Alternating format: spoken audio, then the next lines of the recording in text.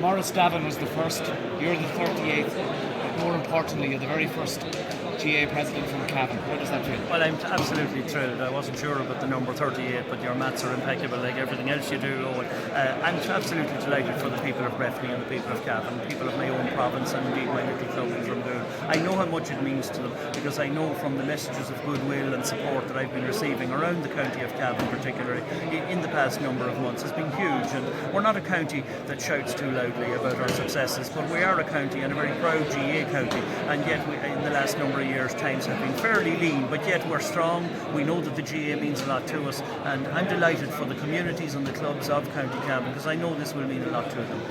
Looking at the result tonight, it's obviously made a huge impact during your campaign. Well, it was unusual to win it on the first count. That doesn't normally happen when there are three candidates, and I think that took myself and a lot of people by surprise. It was a huge vote, and I'm thrilled by that.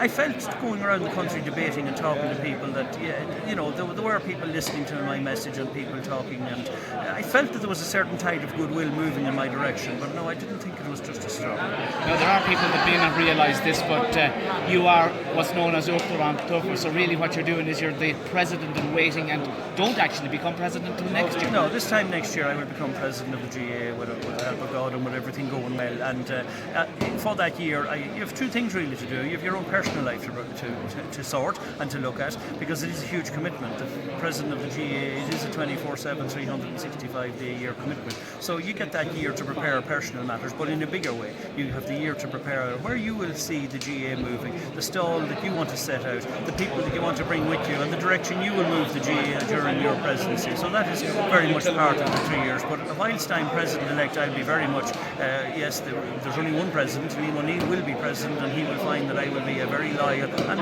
quiet if I'm asked to be quiet, and I will go where he asks me to go. I will be a loyal servant.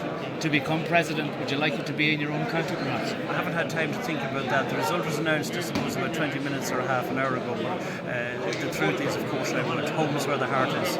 Listening to the reports tonight, Aogán, the GAA is in a very strong position, loads of positivity, so it's a great time to be involved. There are great times, always good times, and there are always challenging times, but this is a good time. The GA has come through what was a difficult enough period in our history, but we are now through that, I believe, in the GAA, and there are great days ahead, and summer is in the meadow, and I think that, like Danny Boy, we have good times to look forward to. The GA is in a good place. We have challenges. We can never ever be complacent, but I relish a challenge, and the GA is good at rising to challenges, and I look forward to overcoming any challenges that might be in our way.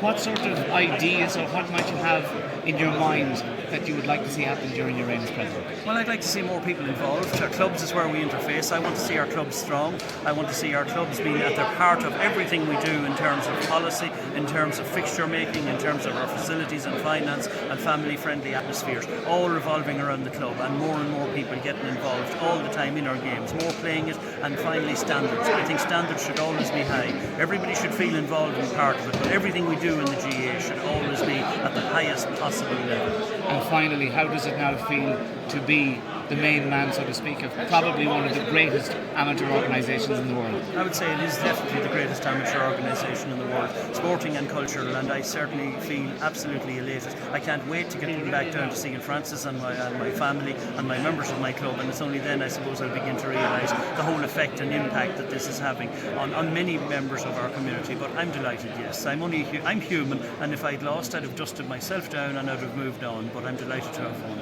We can see the joy in your face. That will continue. Aogán O'Fearghail, congratulations. Thank you very, very much, Owen. Thank you.